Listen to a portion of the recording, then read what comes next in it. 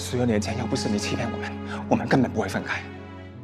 当时你就知道四弟他精神不好，你还骗他孩子没了。你真的这么做，等于杀了他吗？还有，昊天的事，我知道你心里过不去。为什么总是要牵连到我身上呢？就是因为他是我舅舅，他是个强奸犯呢。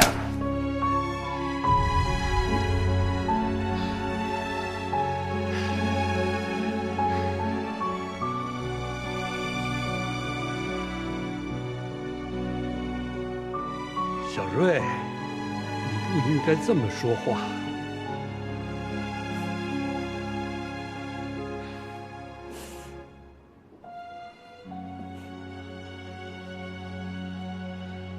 小瑞啊，不怪你妈妈，要怪我吧。你们的分离，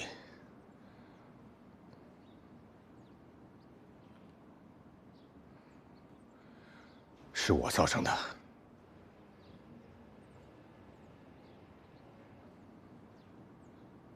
你是谁？我是冯瑞的爸爸。我跟你父亲年龄差不多，我就叫你小婷了。你是个聪明的女孩子，想必知道我的来意。你是想劝我跟冯瑞分开？这样的话，我们没什么可谈的。冯瑞妈妈和她外公的态度，你都看到了。如果你坚持跟他在一起，你怎么打算呢？等他回来，我们就离开这里。想好去哪儿了吗？法国。哦，这个想法不错，你可以继续跳你的芭蕾，继续追寻你的梦想。为了和他在一起，我相信你这样心思细致的女孩子，一定考虑过很多。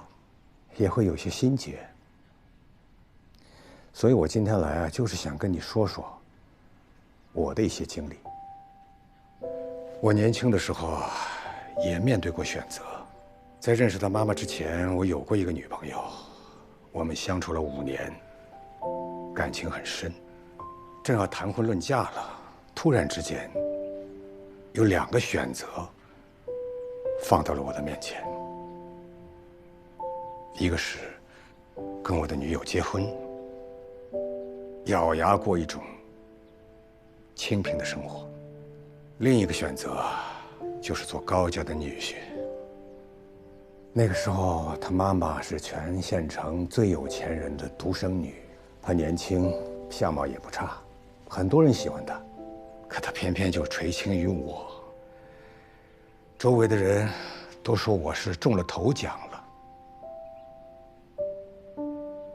可我舍不得放弃我的女朋友。我在25岁之前，从来没喝过咖啡，没吃过海鲜，没坐过飞机，甚至都没出过省。大学是靠奖学金和打工完成的。毕业以后，每个月的工资除了养家，所剩无几。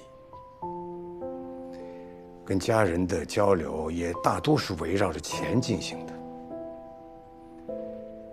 那样的困窘状态啊，我相信你是无法想象的。在那段日子里，我女朋友对我的感情是我穷困潦倒生活当中唯一的美好，唯一值得感激的东西。我拒绝了董事长，也就是冯瑞的外公的提议。他表现得很大度，他跟我说，只要继续努力工作，一样有升职的机会。到了年底，我确实是升职了，也加了工资，可依旧是公司里那个不起眼的小职员。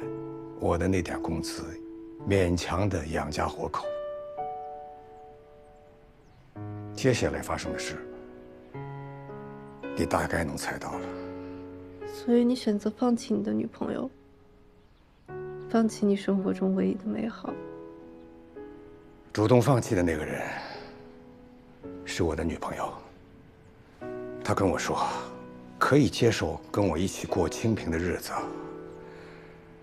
但是她不能承受我为了她而放弃能够改变命运的机会。他不希望将来面对我的后悔和怨恨。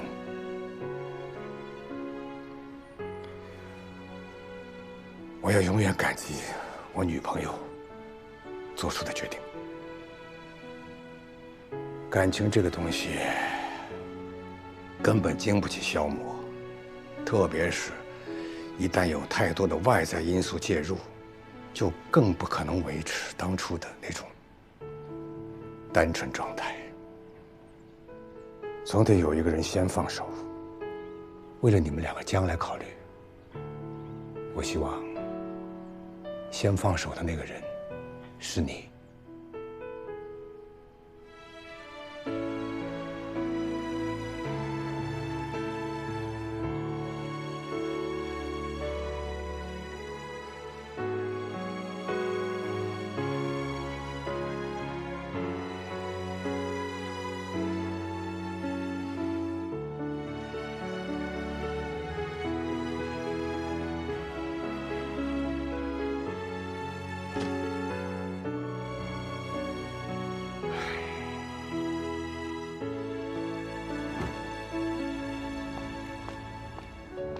谭老师，你好，我是导演组小翟。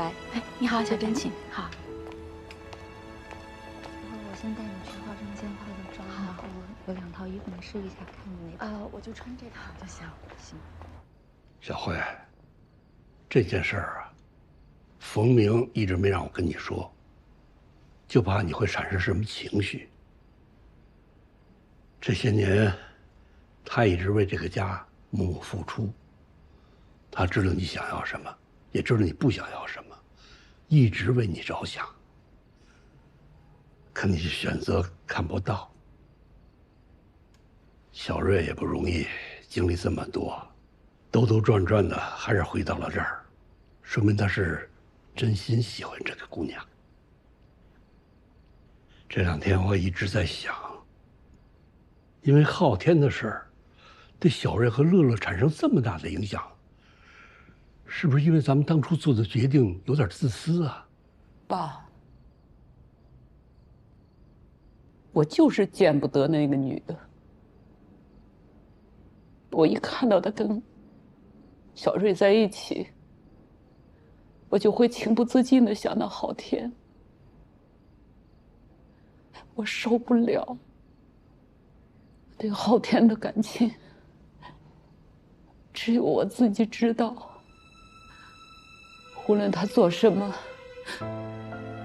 他都是我弟弟。当年我妈拼死把他生下来，后来把他交到我手里，可是我却没有好照顾好他。所以，不管别人说什么，不管别人做什么，我都愿意相信他。慧慧，你也老了，你做什么样的决定，爸爸不管，爸爸就希望你能更健康、开心。人活到最后，这世间的爱也好，恨也好，都要慢慢看淡，慢慢放下了。啊，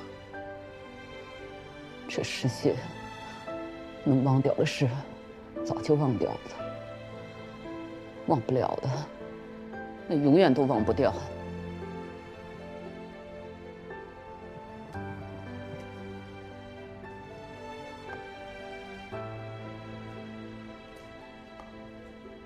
过2天把乐乐送回去了。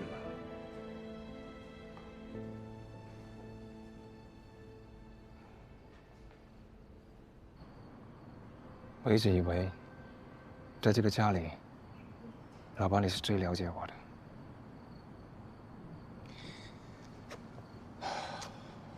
对不起，小瑞。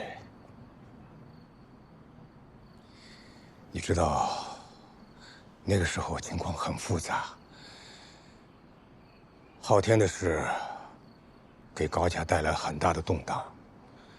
你妈妈为了保住高家的基业，费尽心思到处游说。他整晚睡不着觉。其实他心里很难面对他自己的弟弟干出那样的事情，可是，在外人面前呢，又要做出很强势。这就是他的宿命。另一方面，谭思婷当初的情况，她的精神状态也很不乐观。你妈妈觉得不能把一个还需要靠保温箱存活的小生命交给她。你们当初还很年轻，不知道前方的路还有多长、多难，所以分开也许是最好的选择。我以为小婷都告诉你了，可是没想到她……小瑞啊，我知道这些年你很痛苦。其实，你痛苦了多久，爸爸就自责了多久。所以爸爸现在想明白了，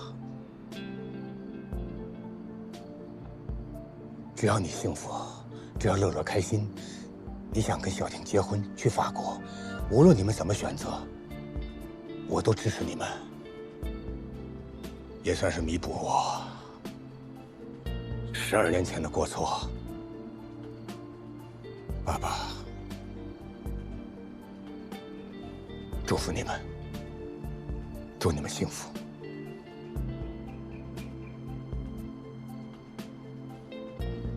好的，没问题。看一下，然后看怎么去回答的。好，这些都是吗？对，包括收据。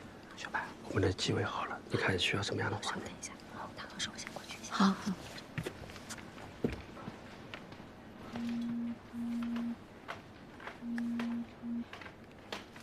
喂，思婷，你那顺利吗？都挺顺利的。乐乐没事，你放心。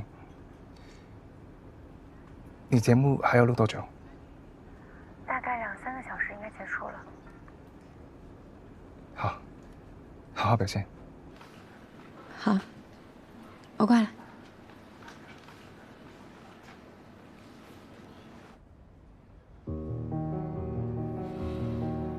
各位观众朋友，大家好，欢迎大家收看《一舞之城》，我是今天的主持人小雨。那么今天在我们节目现场，我们请到了一位非常重量级的嘉宾，是一位非常著名的芭蕾舞者谭思婷来到我们的现场，有请谭老师。谭老师跟大家打个招呼吧。各位观众大家好，我是谭思婷。在今天我们也收集到了一个问题，有一位观众就非常想要问，他说您从小是因为兴趣学习芭蕾，到现在变成了您的事业，这是大家梦寐以求的生活方式。对于这一点，您有什么样的建议给大家呢？可能很多人觉得做自己感兴趣的事情更容易去投入，更容易有热情，更容易成功。但是我持不一样的看法。你做这个事情当中，你一定会遇到挫折、困难，你如何去面对，这个很重要。因为人的心思是会反复，也会纠结的。在面对困难的时候，通常你可能会选择退缩，甚至放弃。但我觉得这都是正常的。那每次遇到挫折和困难的时候，您是通过什么样的方式来调整这种心态？我觉得成功不易，失败是常事。这个时候，你不如试着放轻松，放下，然后重新开始，努力把它跨过去。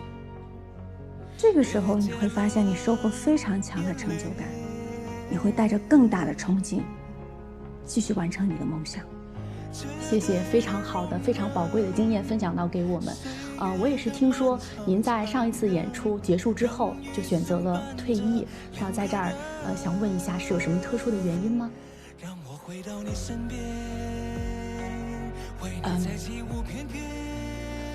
因为我想回国，我想回到国家，尤其是见一见我许久未见的老师，还有我生长、培养我的地方。那我也是听说您回国之后就在一个舞蹈学校出任了客座教师。对，为什么呢？因为创办这个学校的老师庄老师，他是我芭蕾舞的启蒙老师。辛苦你了，不用送。感谢你辛苦了，拜拜。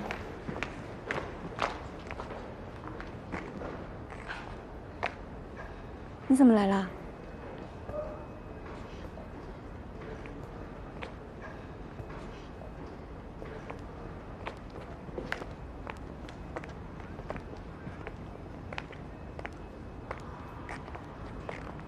怎么了？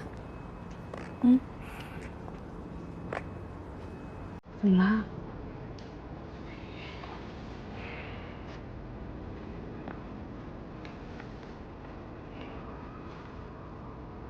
说话呀！发生什么事儿？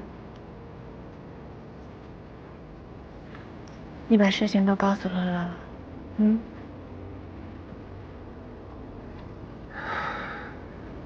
我就想多放一回。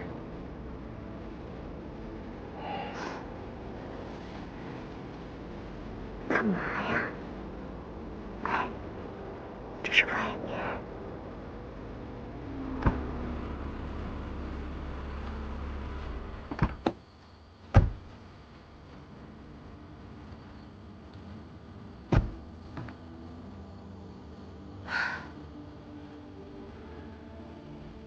你以前经常开车带我到这儿来，10几年了，好像一点都没变。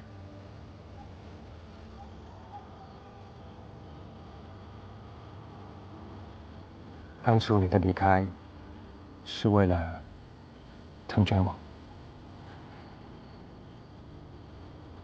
你去找你爸爸了。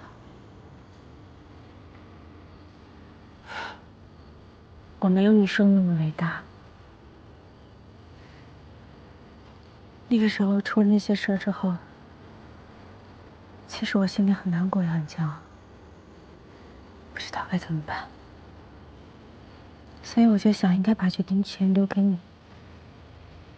只要你不放弃，还愿意跟我在一起，我就一定会坚持。哪怕有一天你想放弃了，我也不愿意。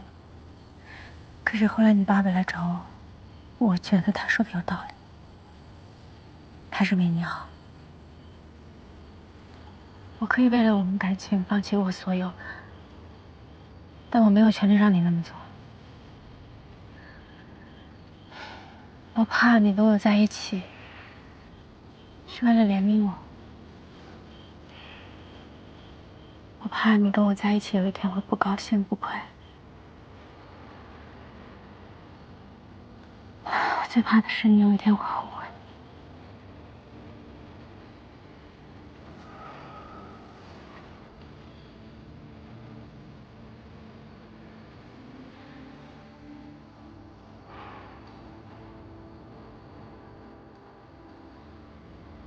我们都在为对方着想，都在为了彼此牺牲，你知道吗？你的离开没有让我的人生更好，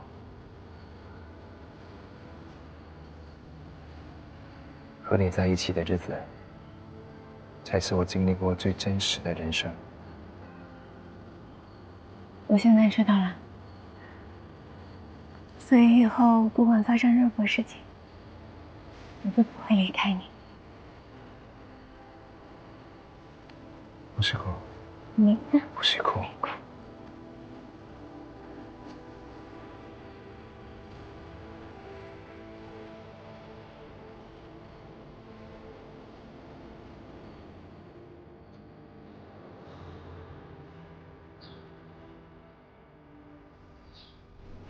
他不怕人咬他？他可喜欢动物了。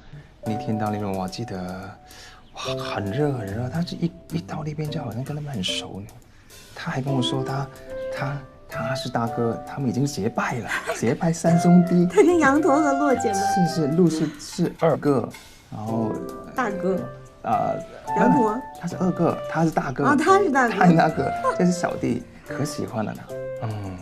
坑一个，收这个。那天在和泥吗？不知道，那天就是一直挖，不知道挖什么，而且他非得让我拍照，你觉得好看吗？好看，哪里好看？脸都看不清楚。这样就是很萌。萌，这个衣服，洗澡都不愿意脱，起码1个月，就是很爱这件衣服。只有这一件，我不知道他只有这一件穿了1个月。我就想让他，反正这件衣服是他当时最爱的，我也要这个衣服，真的。辛苦你了。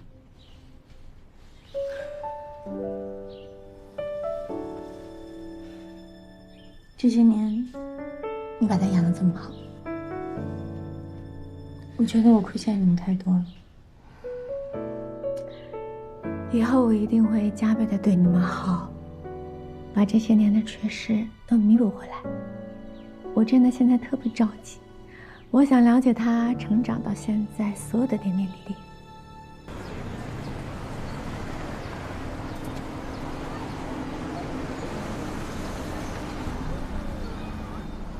乐乐，今天放学的时候，小卢叔叔送你回家。为什么？奶奶最近挺忙的，啊。哦。来，这个拿着。好，大家再见。拜拜。小卢叔叔再见。好，再见，乐乐。拜拜。走吧。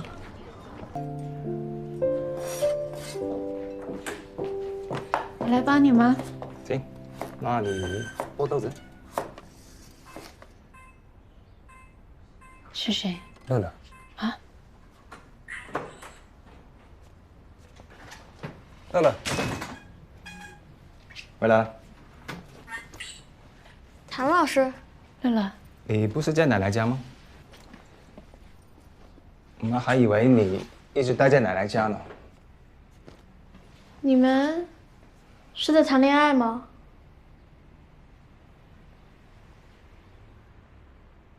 什么时候开始的？拜拜。我们应该诚实，对吗？对。你还记得，爸上次出差去了四川阿爸在红原县，就那个时候。乐乐，如果你爸爸跟谭老师谈恋爱，你是不是不高兴？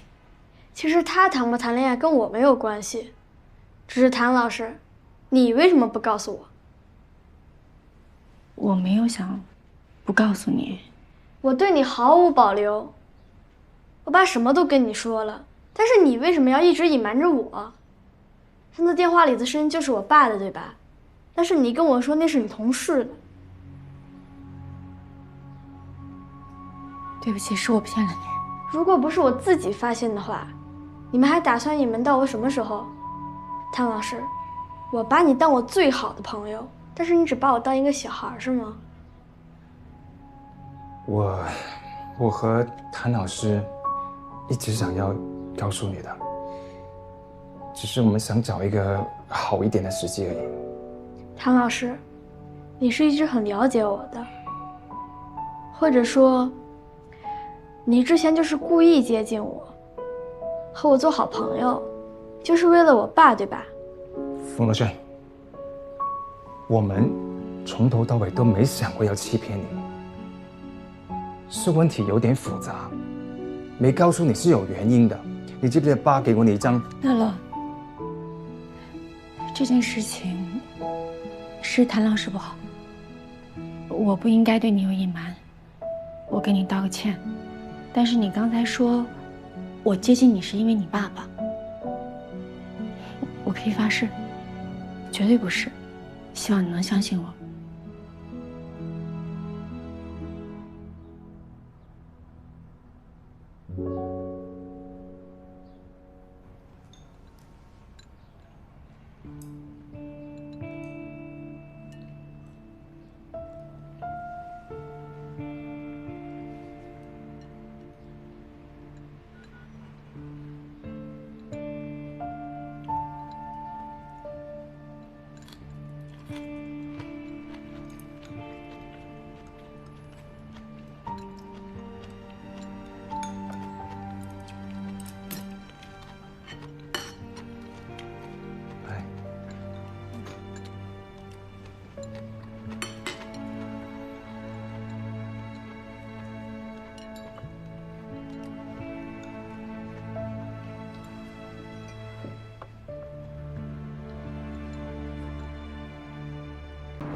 你不觉得他今天的状态很反常吗？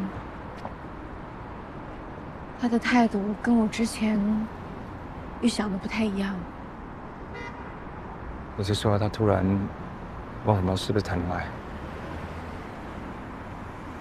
毕竟12年了，他一直没有妈妈。如果我们这样突然告诉他我是他妈妈，乐乐能接受吗？所以冯瑞，我想，我们要不要再选一个更合适的机会，再告诉他？行，听你的。你还说他会在你妈妈那住2天，他为什么突然就回来了？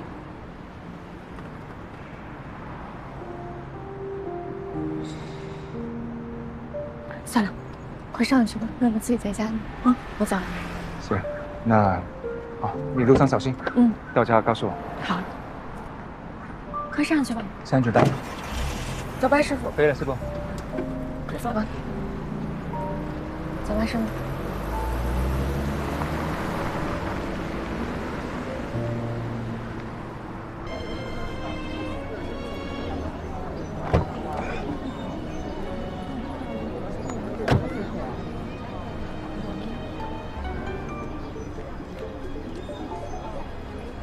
你没事吧？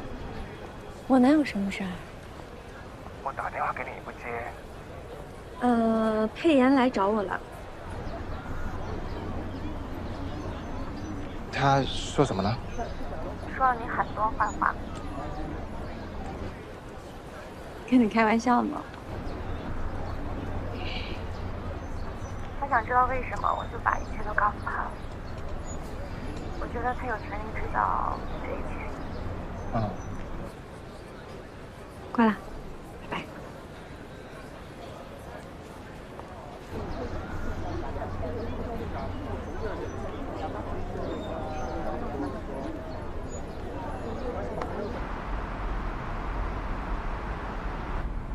爸，你和小妍阿姨分手是不是因为你还想着我妈妈？没事，我就随便问问。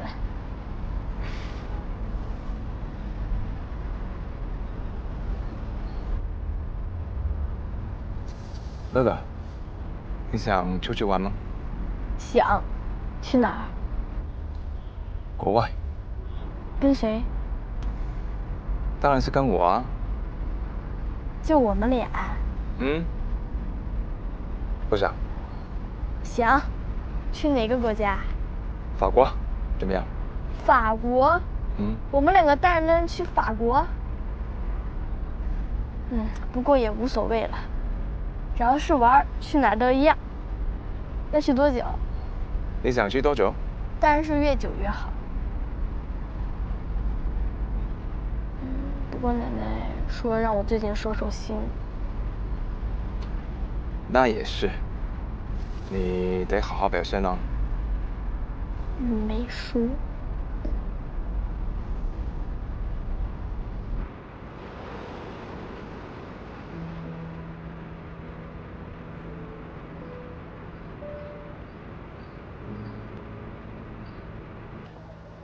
为了能见你，我只能到学校来找你了。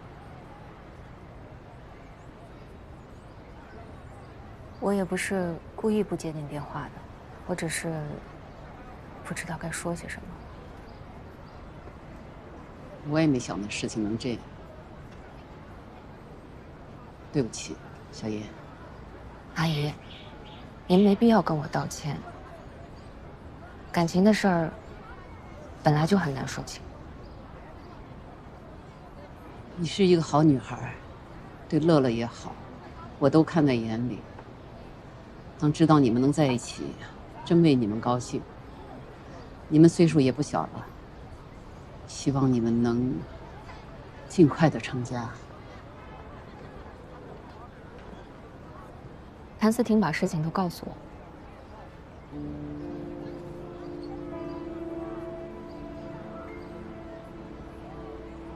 他都说什么了？说什么没关系，那都是他的一面之词。你们之间的事，我不发表任何的意见。但既然已经知道谭思婷就是乐乐的妈妈，我和冯瑞之间肯定是没有可能。她只是比你更早的在小瑞的生活里出现，但是这不重要，重要的是他们不合适，他们没有这个缘分。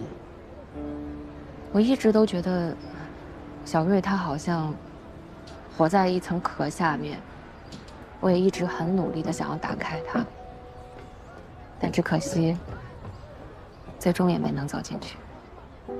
子妍，爱一个人就要坚持下去，不要放弃，有阿姨帮你。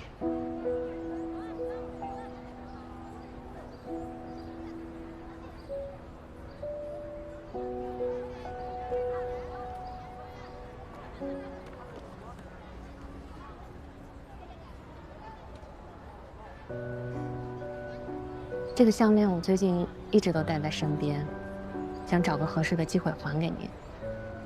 今天正好，谢谢您这段时间对我的照顾。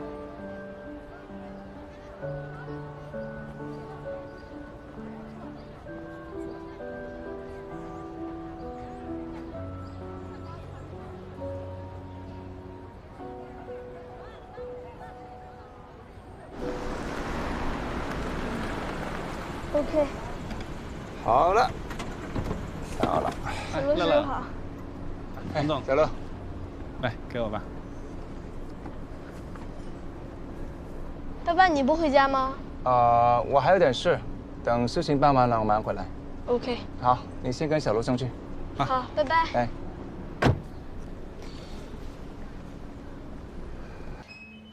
好久都没到奶奶这儿了吧？是啊，奶奶。小罗，放这儿。哇塞！早点回去，歇着吧。啊。好的，高总。那我先回来。行，奶奶。再见。嗯，带上门。奶奶。哎。我这些小时候玩的玩具你还没扔呢。那哪能扔啊？这每个玩具后面都是你的故事。我一看到这些玩具，就想起你小的时候有多皮呀。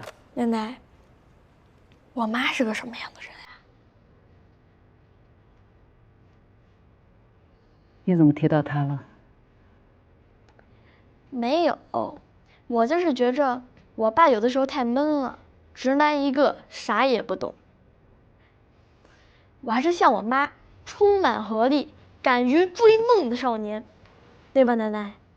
哎，我问你啊，如果你爸爸和小燕阿姨在一块儿，会怎么样？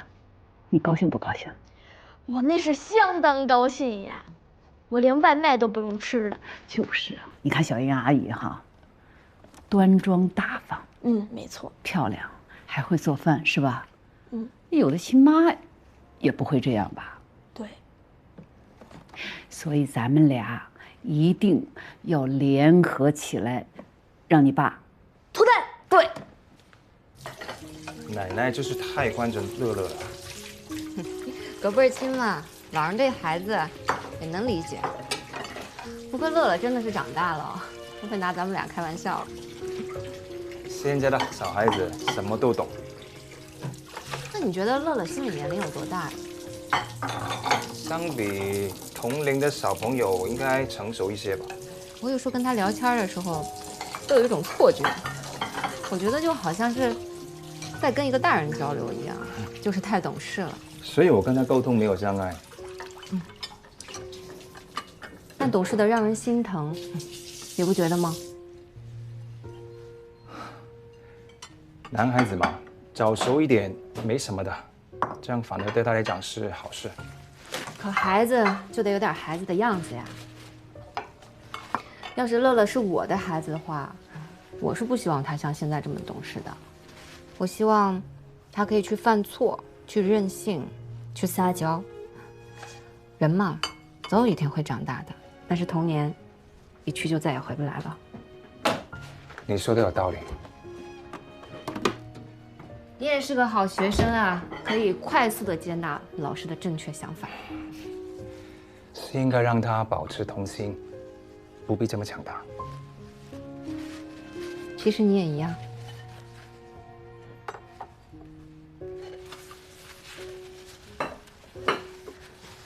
你也不用总撑着扮演自己有多强大，在信任的人面前，也是可以卸下伪装的，对吗？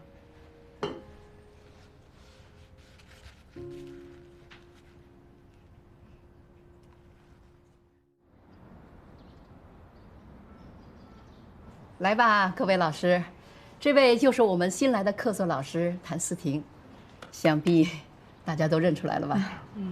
谭老师是法国爱神8团的首席，刚刚退役就来我们这儿了，真是太荣幸了。能跟大家共事也是我的荣幸。谭老师可是婉拒了法国皇家芭蕾学校的邀请，来我们学校任教的。希望今后你们在一起团结友爱，齐心协力把我们的孩子培养好。我们现在呢，多余的话就不说了。眼前当务之急是郑于凡同学，离 YGP 还有不到2个月的时间了。我带于凡呢已经1年多的时间了，他很有天赋。这次 YGP 呢，我们也是抱着试试看的想法，给评委会把他的视频寄了过去，没想到通过预选了，马上就要去参加比赛。但是最近一段时间，我觉得他的水平一直停滞不前，也许是到了该做出一些改变的时候。关老师，你带了郑于凡挺长时间了，也很辛苦。我考虑最近你就把他先放一下，让谭老师带带他，看看会不会有一些改变，你觉得呢？好啊。延伸，收腰，胸腰呢？膝盖绷直，都有了。膝盖绷直，对，肩下沉，沉下去。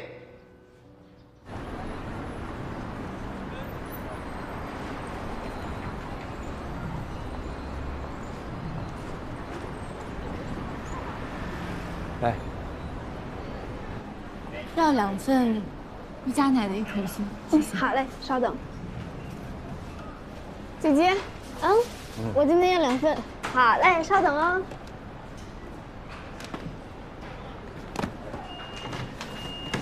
阿姨你好。你好。这么巧。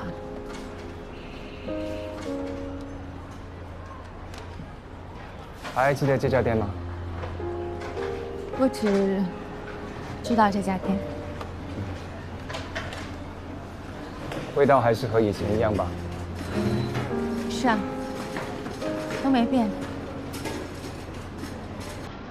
好了，谢谢姐姐。稍等了啦，是这位阿姨先点的。先生。吃饭到早了。谢谢啊。好了，现在走。好了没有？改次见吧。对啊。不做也可以。算了。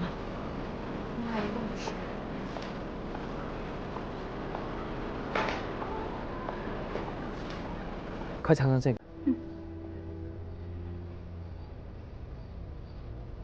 怎么样？不错。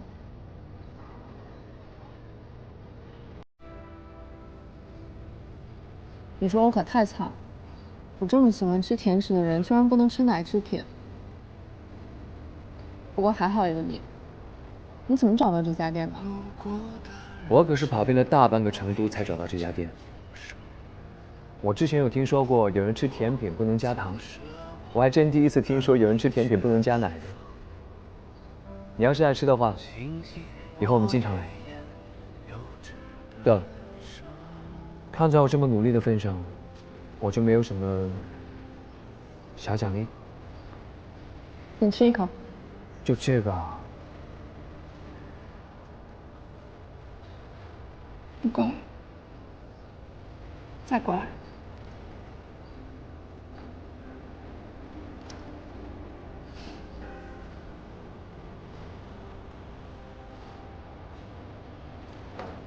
你好，这边消费80元。好，3里。哎爸，刚才那个阿姨是上次去酒庄找你的那个吗？对，谢谢。她也爱吃这个呀。来2包。哎，咱俩不在这儿吃吗？回家吃。我来。好，你拿去。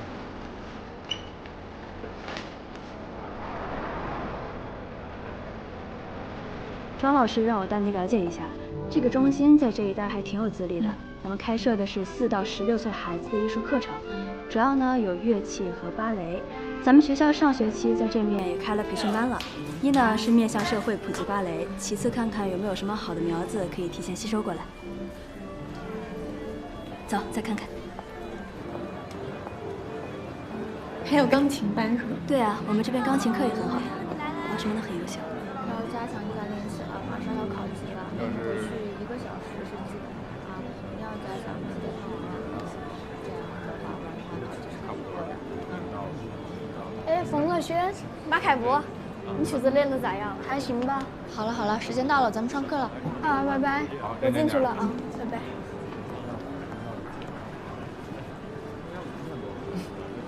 阿姨，咱们坐这儿等吧。哎，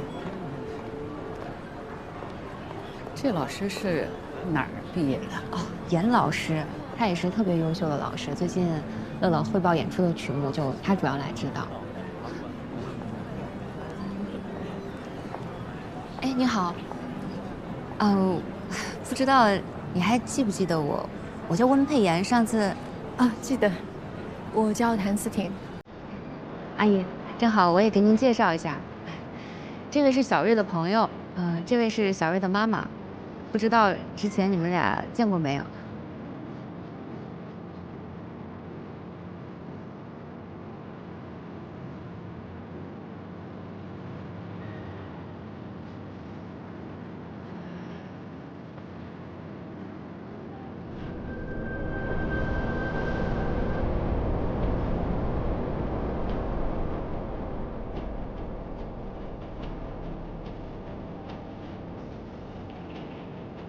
你好。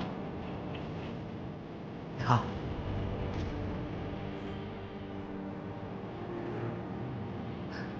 您是到这儿找人吗？哦，不是，我在这儿教芭蕾舞课。这么巧呀，我是这儿的钢琴老师。哦，是吗？那以后咱们俩就是同事了啊。那你们先忙，我先走了。以后有机会再聊。好，不打扰了。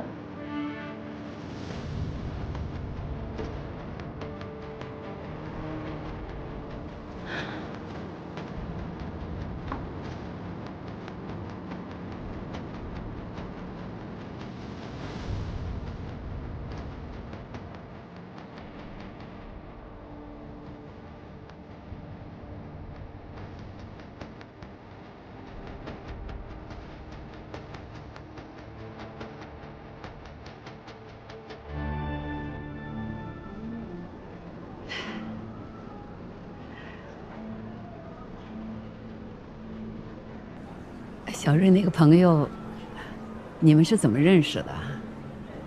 哦，上次我送乐乐去酒庄见过一次。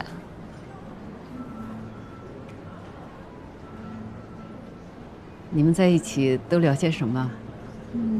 那天也没聊什么，就打了个招呼就走了。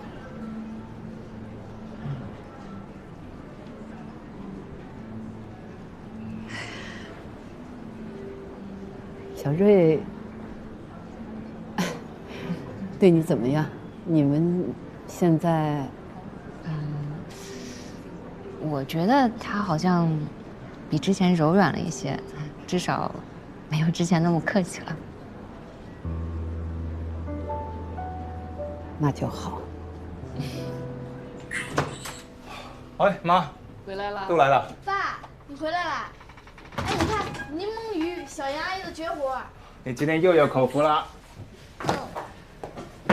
真没想到，小妍真能干。你看会做这么多菜。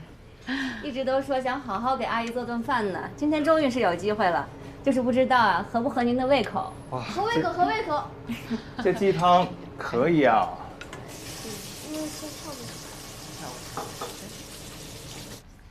哎呀，这汤也好喝。谢谢。哎，对了，乐乐，听严老师说你这次留意曲目的难度不小啊，最近可得加把劲了。知道。我吃完这顿饭就开始闭关了啊。要不要让小杨阿姨给你辅导一下？没问题啊，我和乐乐配合，没问题的，对吧？那必须的。哎，对了，小瑞，你知道我今天在学校遇到谁了吗？谁了？就上次在酒庄遇到的你那个朋友谭思婷。哦，这么巧。他现在啊，竟然是我们培训中心的芭蕾舞老师，我和他成了同事了。有，他有跟我说他退役以后回来教学。有。哇，这个汤真好喝，可以再帮我。哎，我给你。谢妈。我帮你盛碗这个，尝尝。行。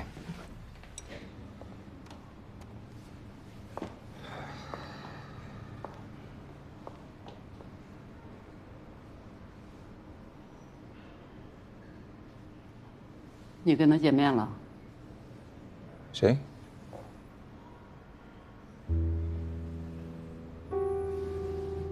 哦，谭诗婷，有见过。怎么没跟我说？不用每次都向你汇报吧？你们说什么了？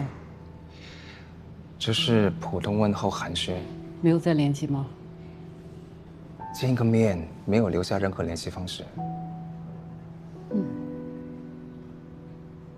好奇怪，恰恰又在这个城市遇见了，恰恰又走进了你的酒庄，恰巧又跟小妍成了同事，你不觉得奇怪？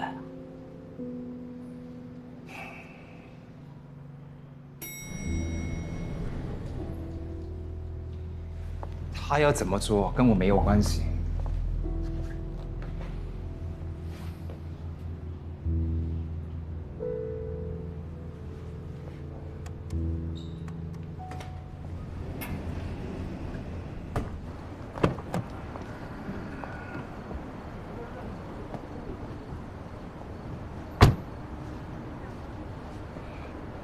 小瑞，你别忘了，当年他为了自己的事业，什么都不管不顾的，扔下一封信就跑到法国去了。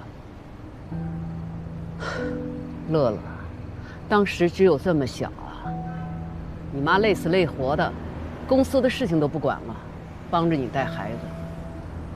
好不容易现在生活进入正轨，他突然又出现了。他想干什么？他是不是又想祸害我们？妈，我跟他不可能。他见过乐乐了，但他的乐乐没有一点反应，我对他彻底死心了。他已经影响不了我们家，更影响不了我。有你这句话，我就放心了。我只是想提醒你，还有啊，小妍对你、对乐乐那么好，咱们不要辜负人家。